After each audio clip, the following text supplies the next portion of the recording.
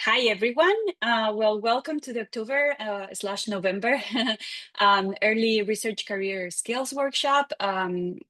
We are part of the International Global Atmospheric Chemistry, IGAC, and the International Commission on Atmospheric Chemistry and Global Pollution. And today we're super excited to have Dr. Colleen Rosales here with us. Dr. Colleen Rosales is the Strategic Partnership Director at OpenAQ. She did her PhD in environmental science at Indiana University and her postdoctoral research at the Air Quality Research Center at the University of California in Davis. And today, the presentation is going to be breakdown into 4 parts. First, she's going to give us an introduction to OpenAQ, examples of scientific research using the data from OpenAQ. And then we're going to do 2 walkthroughs. The first one is OpenAQ Explorer and OpenAQ Our Client.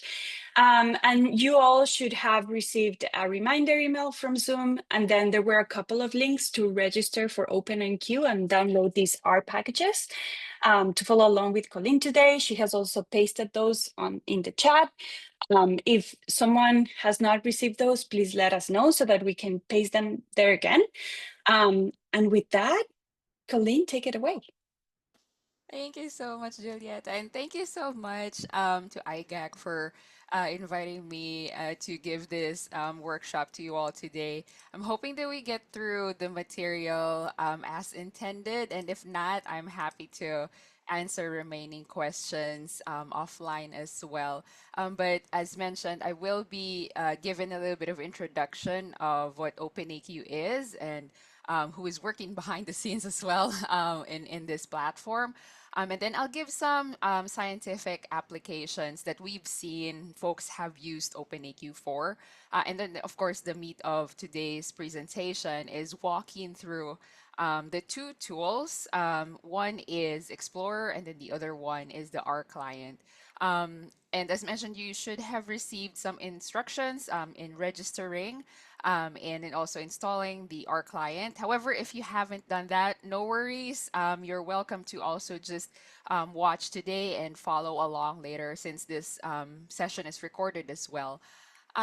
Okay, so I know that many of us deal with air quality data and maybe even outside air quality data, right? And in our atmospheric work, it's difficult to find data that is all in one standardized format. They will all be in many different formats, especially if the data source are different.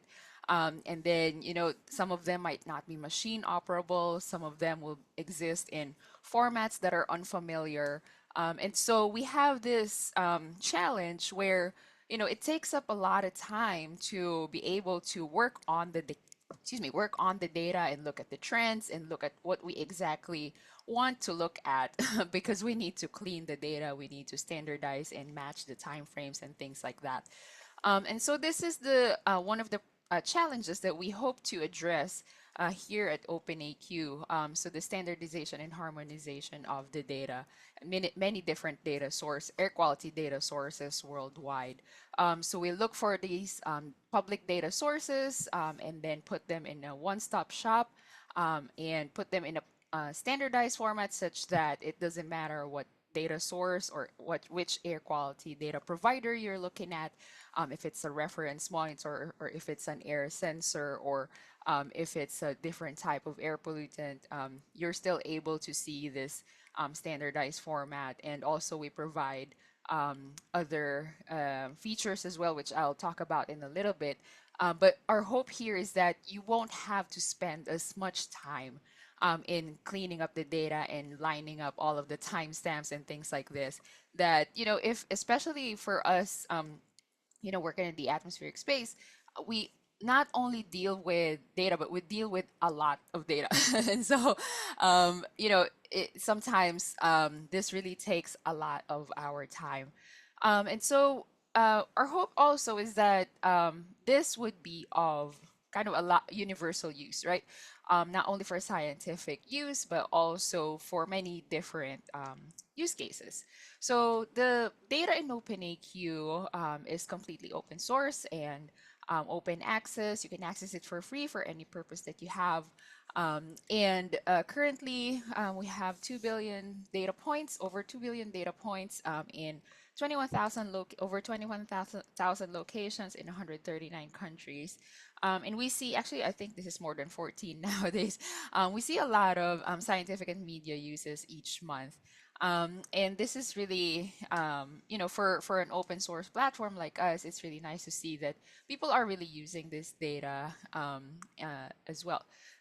So we focus on air pollutants as listed in here, but there are also others that, for example, other PM sizes that are available, just sort of depending on who the data provider is. One thing is that we focus on ground level data as well. So it'll be a good complementary to satellite data if you are looking at satellite data from other sources.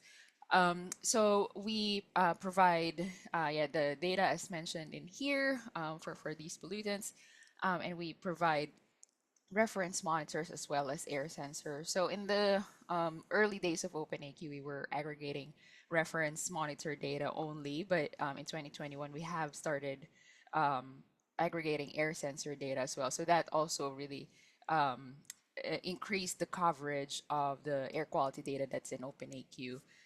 So we have many different data products. The main one is the API, which you can access through these three different ways here, as I listed here. So one is the R client, which we'll go through in the last part of today.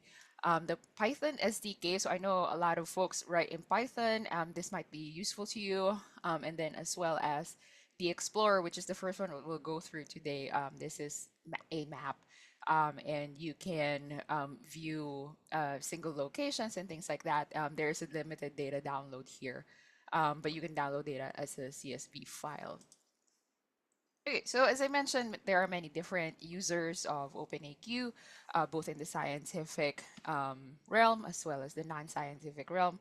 Um, uh, the data in OpenAQ has been used in many different types of scientific researches, actually, not just like atmospheric or air pollution related researches, but also we've seen use in machine learning and computer science and big data. So, it's sort of they're looking for any sort of data set that is out there, and they find that okay, there's this big air quality data set that's open and available. We'll use that. And then we also see use cases in journalism, for example, and many advocacy use cases as well. So you can read many of these use cases on our website and on our Medium blog. Some of the use cases that I'll highlight here are both scientific and non-scientific. So these two are scientific use cases. If you're familiar with the global burden of disease, the one that came out in 2024 that used 2021 data found out that ambient PM pollution is a leading risk factor for disease burden. And so the PM data from there was part of it was from OpenAQ. And then some other machine learning use cases here, AQAI is a machine learning powered predictive model, as well as predicting what we breathe, which is based out of Los Angeles. So it's a forecasting model for up to 10 days in advance. And then we also support a lot of on the ground activities. So, say, for example, Wasaru, an air quality pioneer in the Democratic Republic of Congo, have installed air sensors on the ground, and those data are available on their own dashboard as well as on OpenAQ. And then there is a website called OMG Wildfires, which combine wildfire data with current air pollutant data. And then some apps called like Shoot I Smoke, which compares the number of effective cigarette smoke per day with respect to the PM 2.5 levels that you are exposed to. And there's also a Telegram bot that, yeah, it's called PM10 check.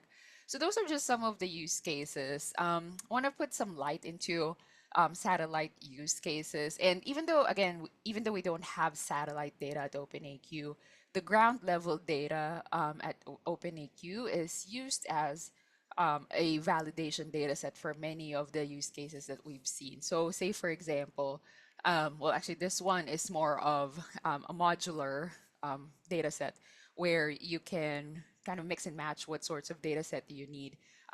It's also open source. It's by NSF, NCAR, and NOAA. It's called Melodies Monet. And OpenAQ is one of the data sets that they pull from in this data set. And then there's also research from the University of Eastern Finland, where they used OpenAQ to improve the conversion accuracy of satellite atmospheric AOD, which is most of the use cases that we've seen when it comes to satellite data. This is another one.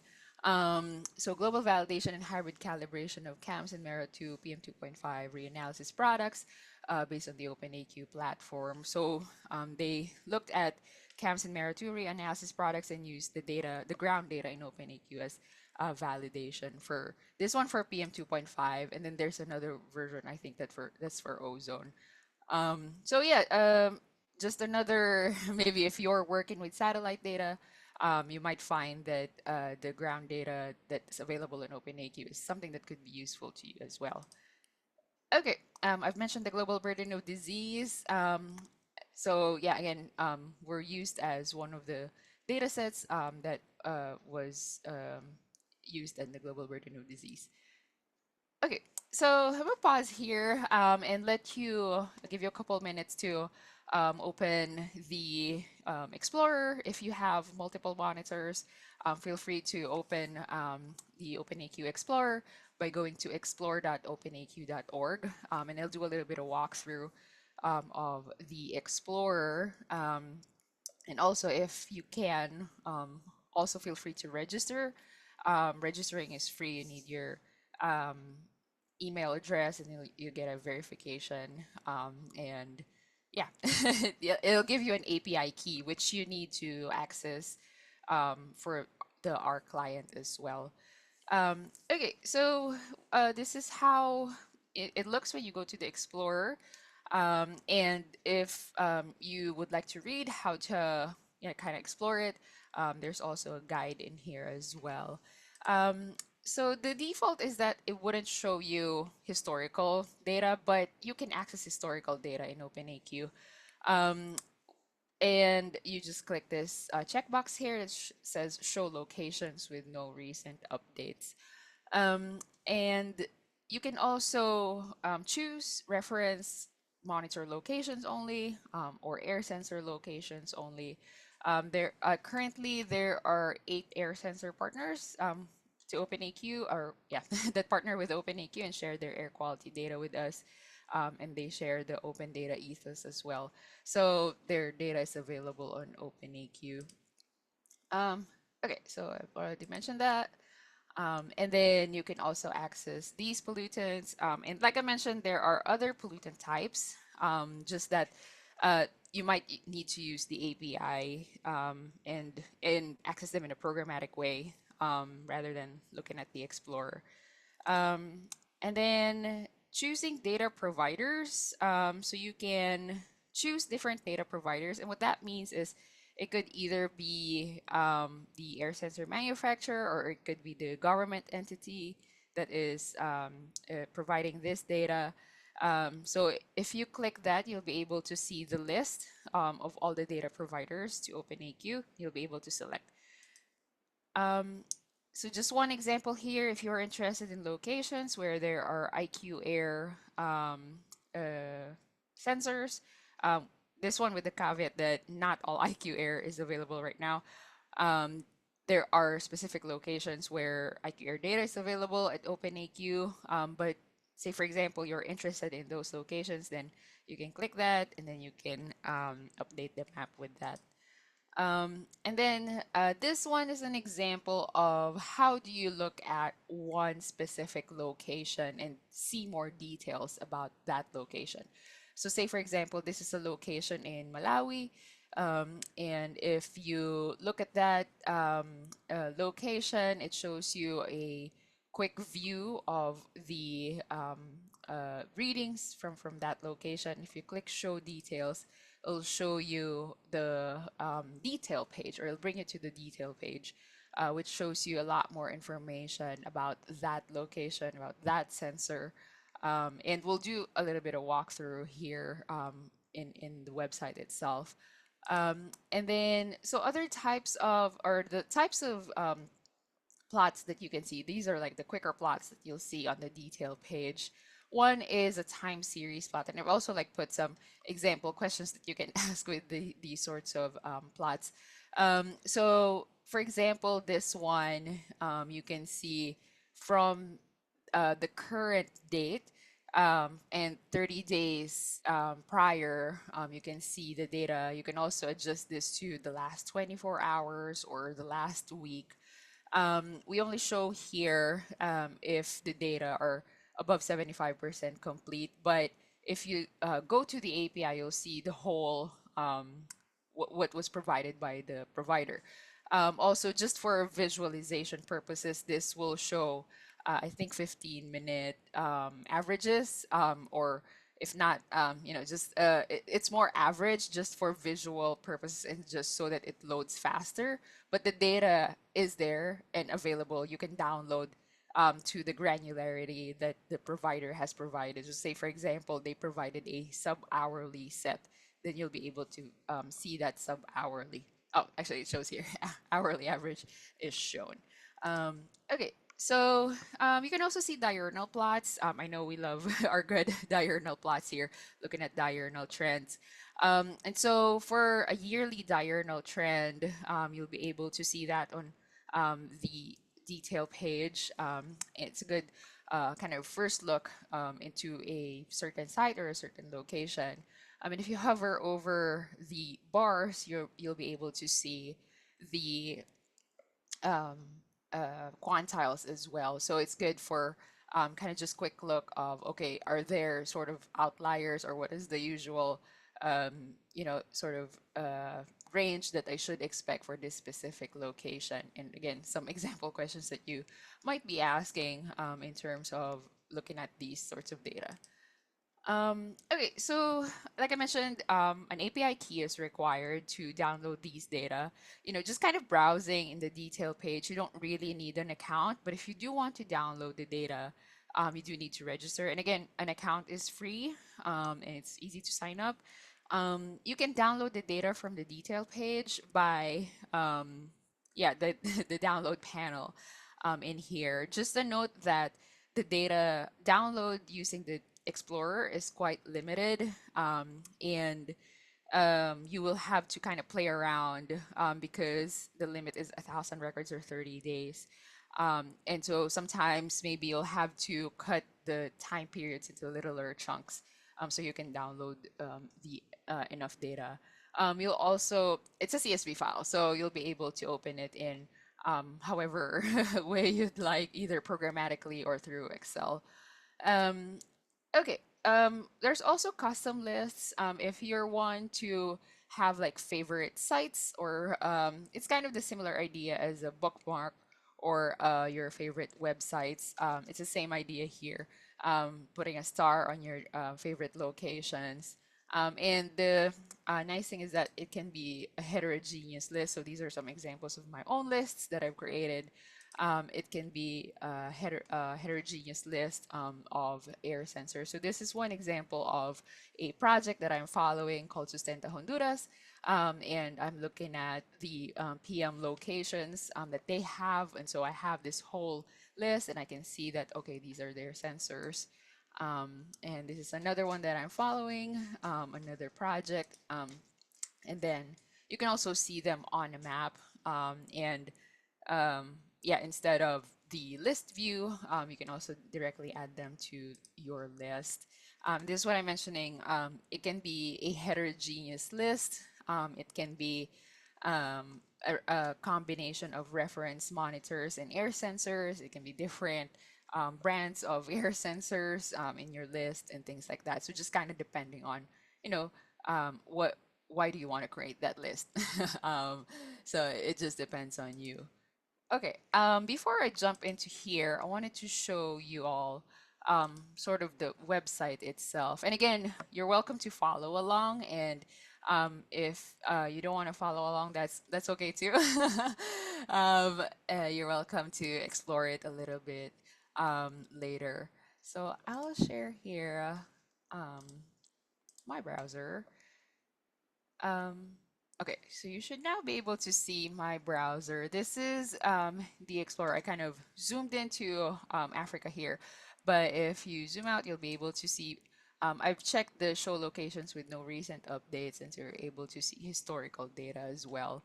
And then some examples of sites here. So this one, I chose this location, clicked show details. So say for example, actually, let's just find that location.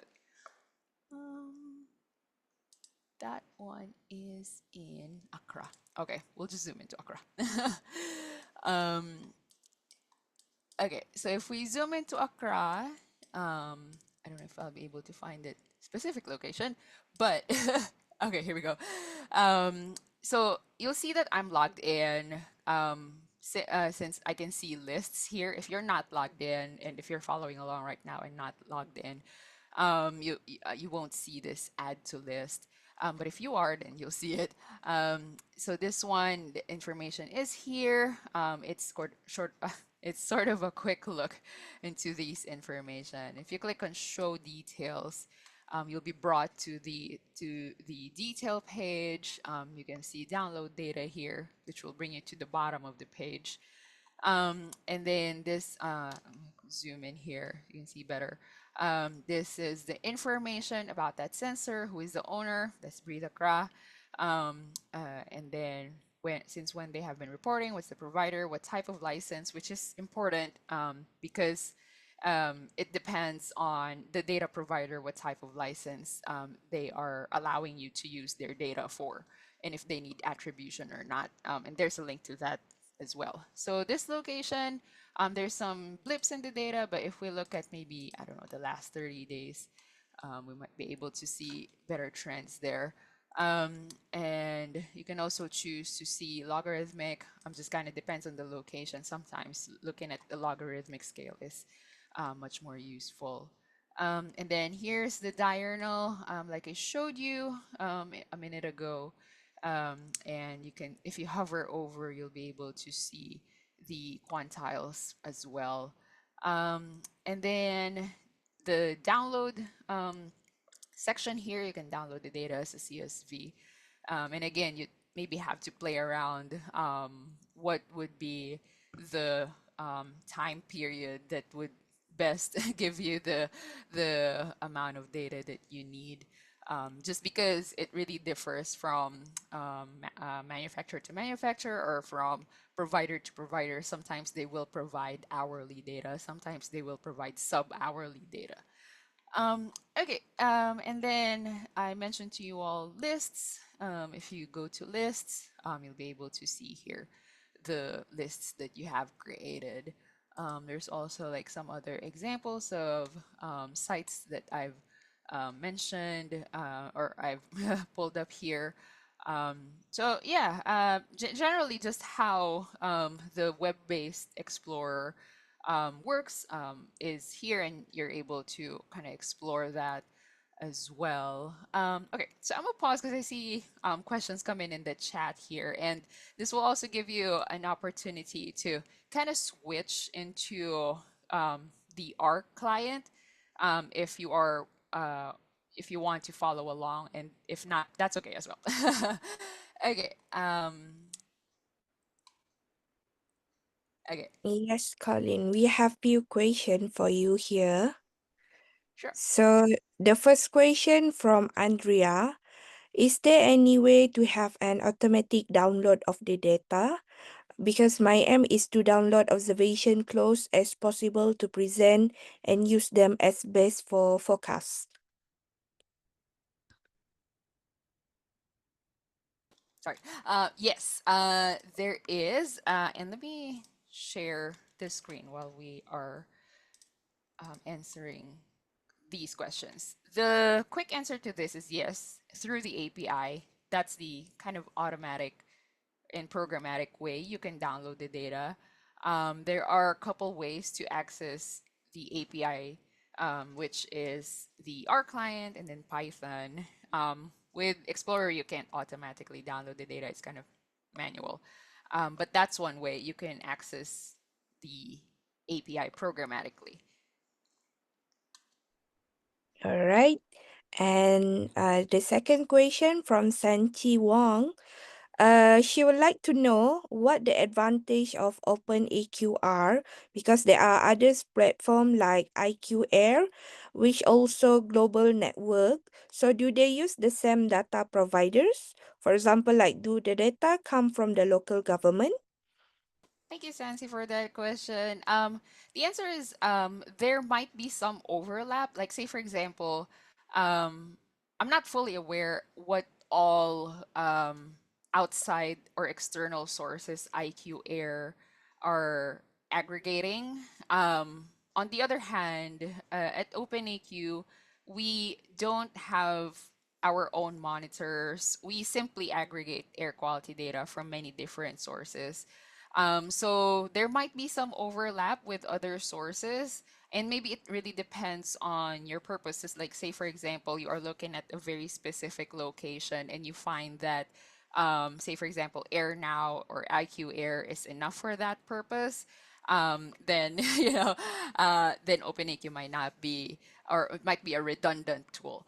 On the other hand, if you're looking at heterogeneous data sources, a combination of reference monitors as well as air sensors, you might find that OpenAQ is might be useful for you. So it just kind of depends on what types of locations are you looking at. Are you looking at both reference and air sensors? And then, yeah, but the main advantage is that, yeah, we standardize and harmonize the air quality data formats, and which might be true also for many different air sensor platforms or different aggregator platforms. And our data goes back not very far, only because OpenAQ started in 2016, and that's kind of how far back the reference monitor data goes. So that's maybe some other platforms will have a longer term data set, but at the same time, there might be locations that are only at OpenAQ because the provider has chosen to share their data set with OpenAQ. So I'll give an example. The government of Peru has 34 plus reference monitors, and they approached us and said that we want to make this data open, but we kind of don't want to make our own platform or things like that. And we know that you're already doing open air quality data, and so we want to share our data with you. And so this data might be available elsewhere, but we know that that purpose that uh, Peru had for sharing their air quality data, they shared it with OpenAQ.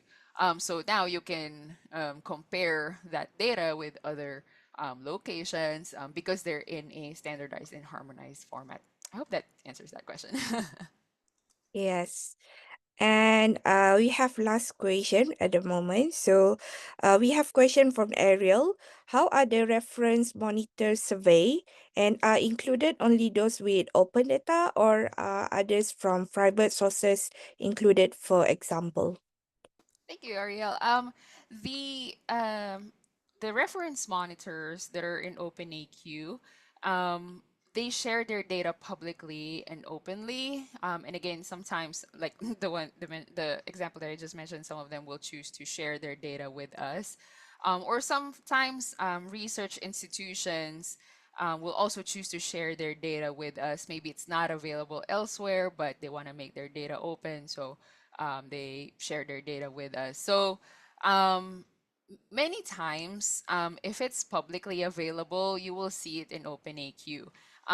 The advantage is that you have this one-stop shop. And if you're trying to look for an air quality or for air quality data at a certain location, you can check OpenAQ if it's there. You don't have to kind of scour the internet and try to find where this data exists yourself, just because sometimes it's really difficult to find. And we find this ourselves when we do our global landscape report, trying to find the air quality data for a specific location or for a specific type of government is like really hard to find because it's maybe buried in many different layers of maybe it's open but it's not accessible, that kind of thing. And then, yeah, there's many different types, but for the most part, they are publicly available. And you'll see, again, like I showed in the detail page, you'll see what type of license they are requiring you to use for that type of data. And I say this because sometimes it's public domain data, in which case no attribution is required. But sometimes there is an open license that where attribution is required. So you do need to cite the provider source. Okay, I guess maybe for the interest of time, we'll move forward to the Yeah. API and the R client, and then we'll come back to questions in a little bit if that's okay. Yep. You can proceed, Dr. Colin. Thank you. Thank you. Okay, so what we have here is the API, which is the main data product of OpenAQ, and it's also the underlying thing that we access in the Explorer. So what I want to show today is R. Full disclosure, I'm not very well versed in R. Some of you might be more well versed than me, but we've developed this R client so that it's a it's a good way to be exposed to the R language by using the OpenAQ platform. So, okay, if you are able, you can download the R client and follow along. And if not, that's okay too. I put the link in the chat. And okay, well, I will switch screens here.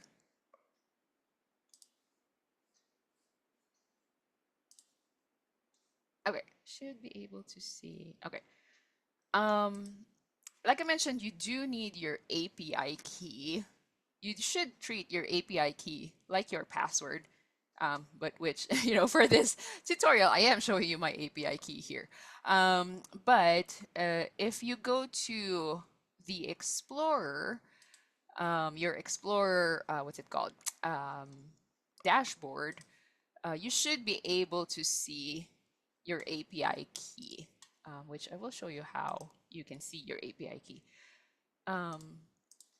If you go to settings, okay, I'm back on the Explorer website. If you go to this person icon here, go to settings, and you'll see your API key here. Just copy and paste that into your R window, or maybe if you're using Python, you can copy and paste that as well. And that will be your way to access the data and access the API. And again, don't share that API key. Treat it as your password. Okay. So assuming that I've already done all the installations and things like that, so I will first try to query a location. For example, I wanted to query New York City, and I set the latitude, longitude, and what radius do I want? 25,000 meters, I think this is the maximum here. So if you try a higher number, it'll give you an error. And then if you want to see that as a data frame, you can see that in here as well. You can see in the top left corner here, that's the data frame. And then next is if you want to plot that data, you can choose to call this spatial library. And say, for example, I wanted to plot that, plot the data on top of this um, location here. Sorry, this is Cyprus.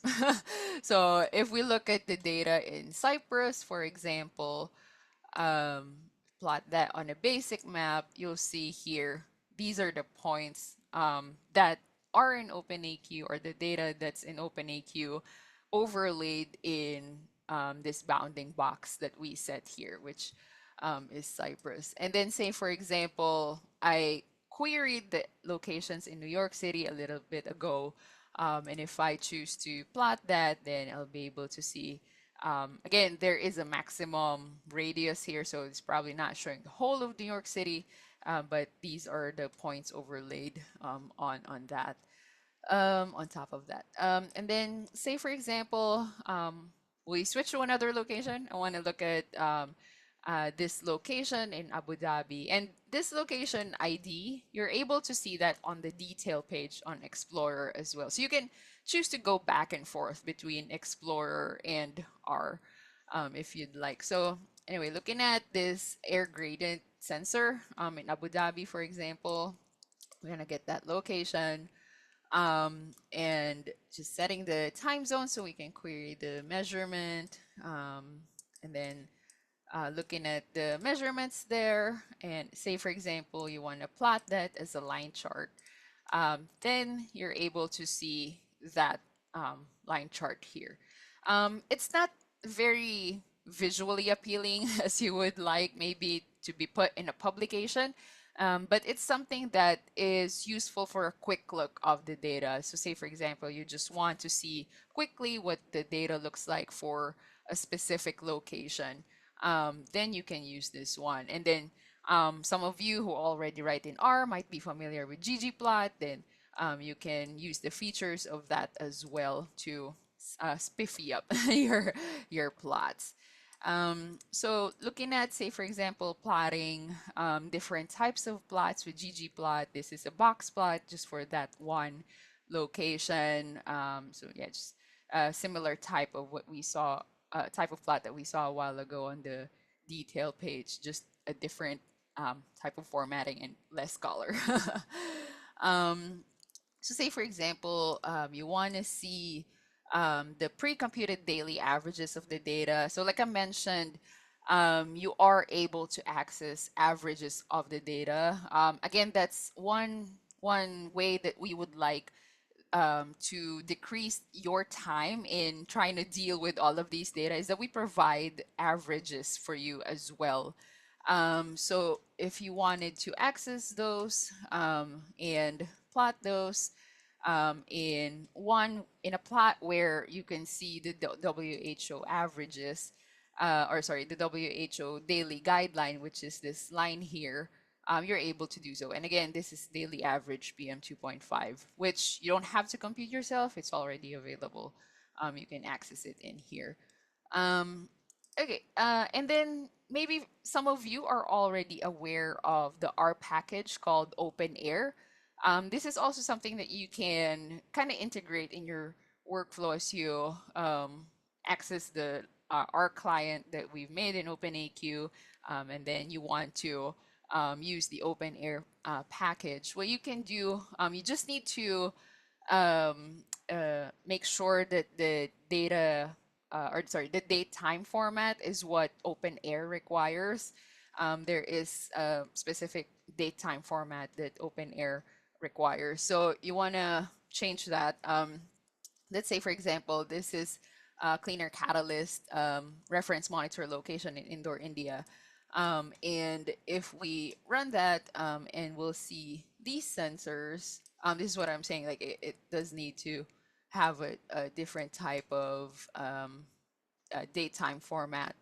And what we're trying to do here is to look at wind speed and wind direction, and create a windrows. And so say, for example, you want to look at the windrows data here.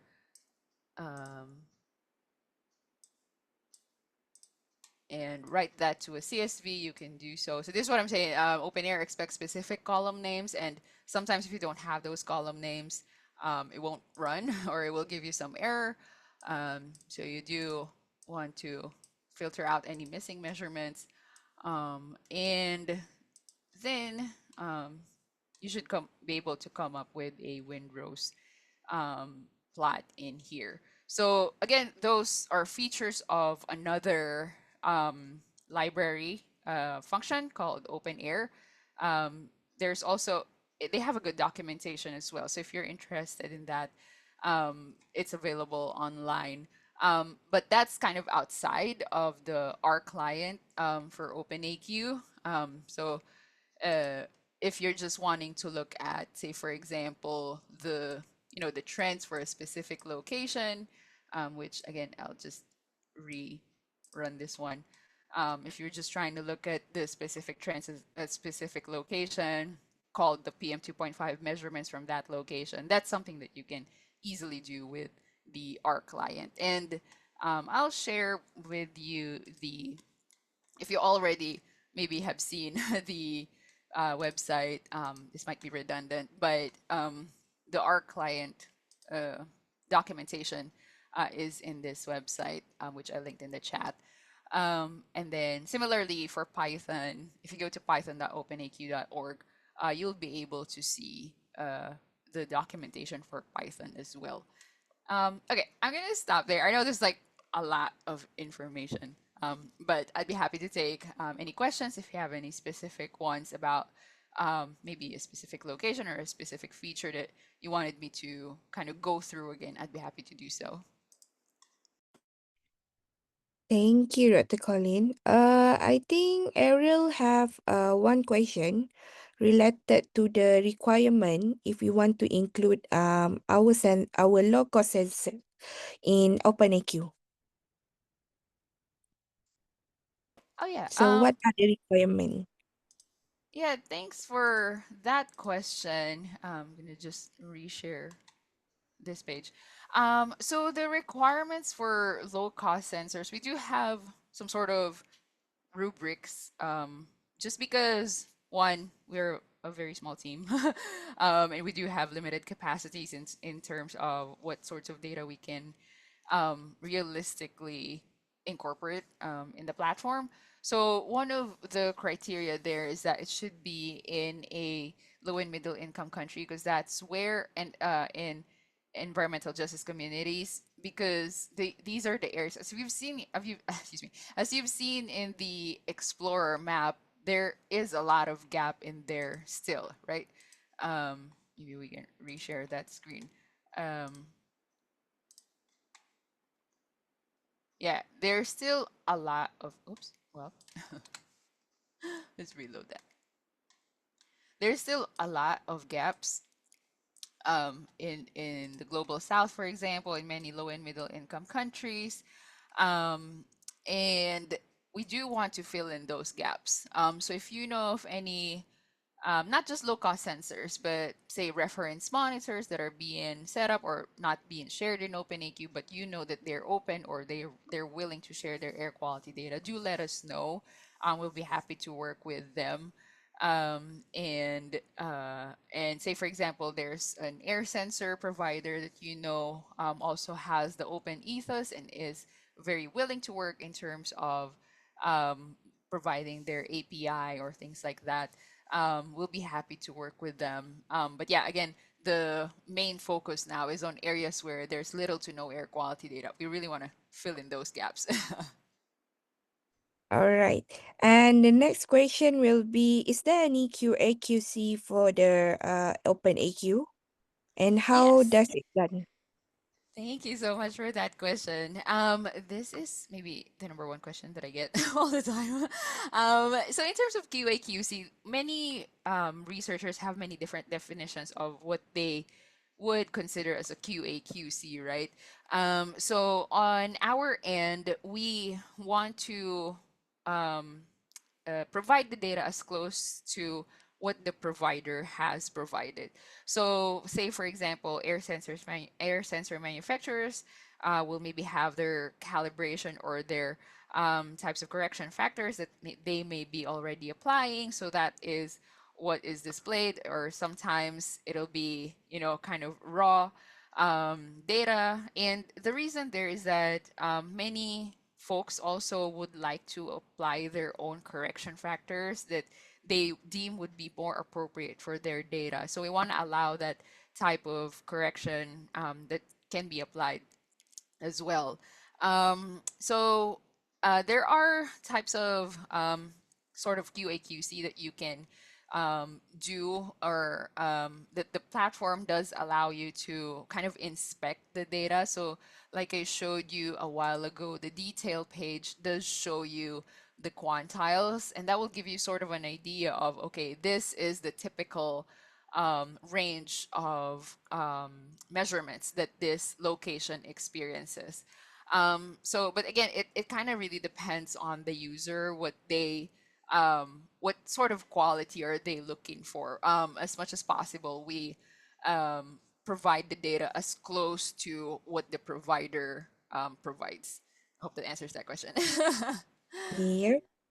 And we have a question from Rachel. So Rachel is having a problem related to our studio. So where can her get technical help with this? Fantastic question. I will link I mean, it's already showing in here, but I want you to be able to also click on the link. Join our Slack. That's the main thing.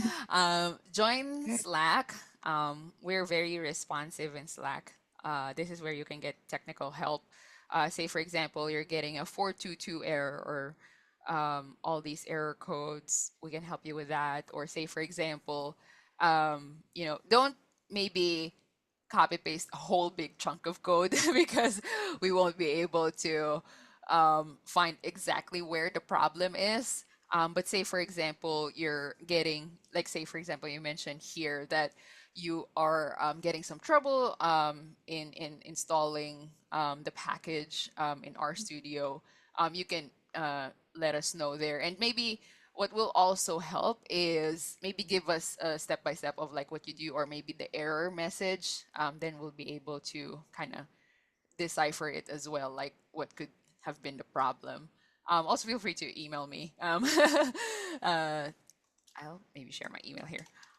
Um, I'll also be happy to help decipher what's going on.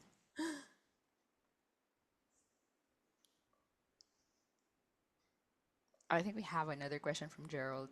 Can you use a Yeah. shape Okay. file? Oh, sorry. It's referring to the R. Sorry. Yeah, this one referring to the R studio, I believe. Oh yeah, can you use a shapefile instead of a latitude longitude bounding box to get data through the API? I don't think you can. Or can you filter locations by country name? Yes, you can filter locations by country name. It's in the documentation how you can do that. You can also visit docs.openaq.org. That's kind of more generic um, documentation for the API. But yes, you can filter locations by country name as well, I think.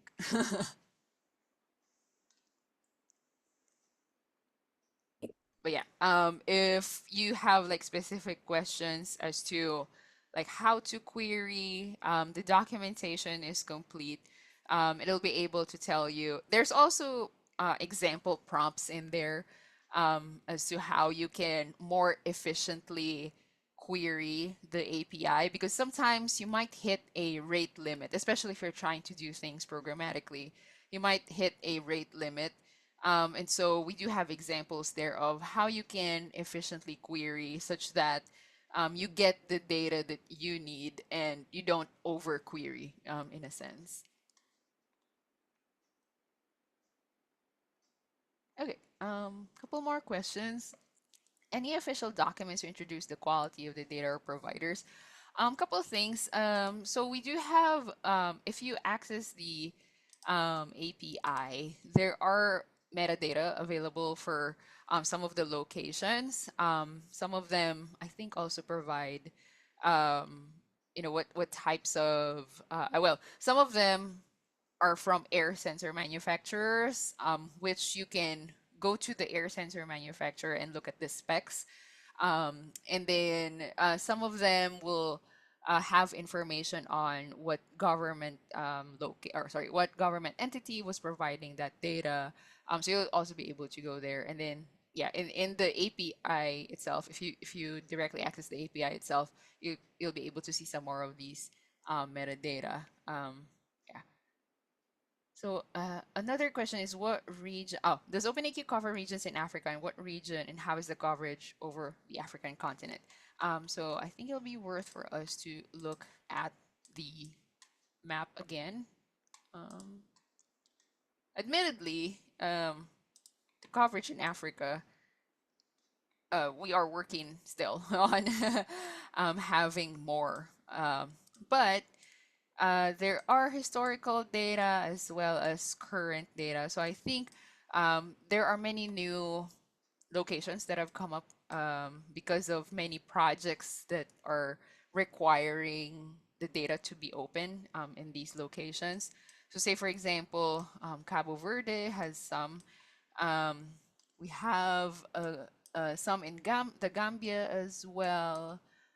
This is in Senegal. And then we also have, I think we have two in Morocco.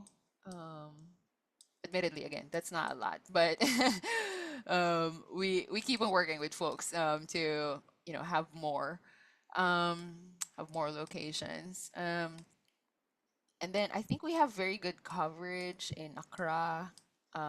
Also, see here Kumasi, Lagos, um, and then we also have some in Abidjan.